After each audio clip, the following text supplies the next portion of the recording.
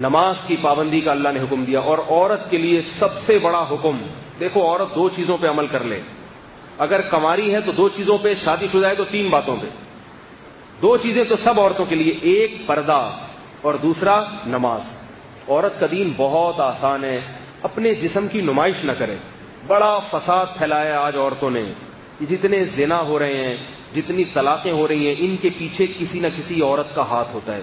خدا کی قسم میرا خون کے آنسو روتا ہوں جب میرے پاس شادی شدہ عورتوں کے فون آتے ہیں کہ ہمارے میاں کے اتنی عورتوں سے چکر چل رہے ہیں، گھر میں بچوں کی طرف توجہ نہیں ہے، آفس میں لڑکیوں سے دوستیاں۔ تو میں کہتا ہوں یہ دوستیاں لگانے والی، لفٹ کرانے والی کون ہے؟ وہ بھی تو عورت ہے نا، عورت ہی تو ہے جو آپ کا گھر خراب کر رہی ہے۔ اس کو اللہ نے گھر میں بیٹھنے کا حکم دیا، اس کو اللہ نے کہا کہ اگر گھر سے باہر نکلنا ہے تو یدنین علیہن من جلابیبہن، اللہ فرماتے ہیں اپنے اوپر چادریں لے کے، برقعے لے کے نکلو، اپنے جسم کی نمائش مت کرو، خوشبو لگا کے گھر سے باہر نکلنا عورت کے لیے حرام۔ تو خواتین اگر آج توبہ کر لیں اور اس کا اہتمام کر لیں کہ ہم پردہ کریں گے مکمل، اور پردہ اپنے چچازاد بھائی سے بھی ہوتا ہے، دیور سے بھی ہوتا ہے، جیٹھ سے بھی ہوتا ہے۔ اسلام میں عورت کی جس سے شادی ہوتی ہے صرف وہی اس کا شوہر ہوتا ہے۔ ہندوؤں کے ہاں جس سے شادی ہوئی وہ بھی ہے اور دیور بھی ہے۔ دیور کا مطلب پتہ ہے ہندی میں کیا ہے؟ آدھا شوہر۔ یہ ڈکشنری میں دیور کا مطلب ہے، نہیں آ رہی میرا خیال ہے۔ تو ان کے ہاں دیور سے پردہ نہیں ہے۔ سکھوں کے ہاں تو ہے ہی نہیں پردہ، سکھوں کے ہاں تو باقاعدہ ہے کہ یہ شوہر یہ بھی ہے اور یہ بھی ہے۔ تو یہ بغیرتی والی زندگی پسند کرتے ہو کیا؟ ہم اس کو قبول نہیں کرتے۔ ہمارے ہاں ہے کہ یہ شوہر ہے، اس کے علاوہ کوئی بھی نہیں ہے، وہ نہیں دیکھ سکتا اس کو۔ دیور کو اجازت نہیں ہے جوان بھابھی کے سامنے بیٹھ کے گپے مارے۔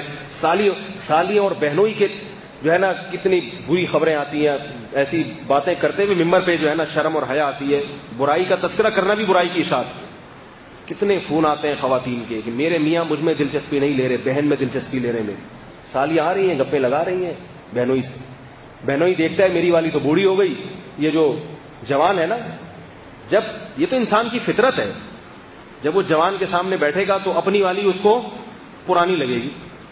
اس کے 10 بچے ہو گئے ہیں، وہ پرانی لگ رہی ہے، اور یہ کیا ہے؟ بالکل نہیں۔ تو وہ ادھر توجہ جاتی ہے اس۔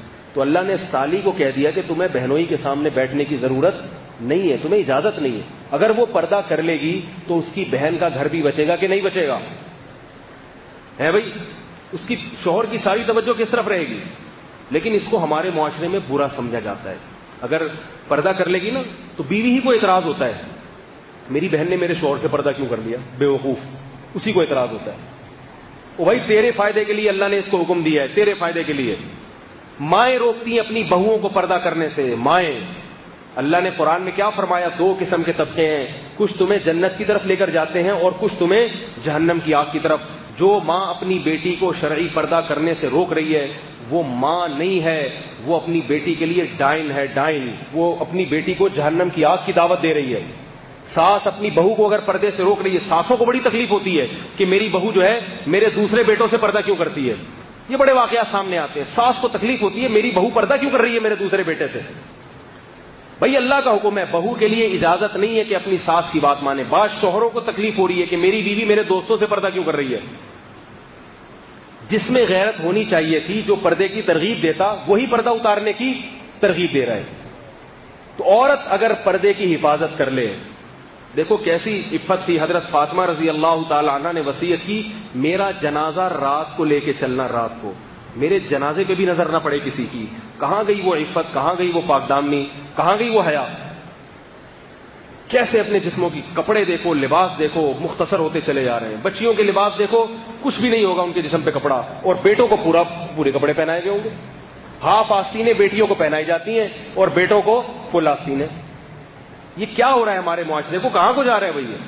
ان چیزوں کو روکنے کی کوشش کریں۔ اگر ہم قرآن پر ایمان رکھتے ہیں، ہم مسلمان ہیں، حیا والے لوگ ہیں، انگریز نہیں ہیں، انگریز نہیں ہیں۔ ان کے ہاں سب حلال ہے، سب حلال ہے، درندے بن چکے ہیں وہ۔ ابھی دیکھو نا، ایک کلب میں کسی پٹھان نے جا کے فائرنگ کر دی، سب کو مار دیا۔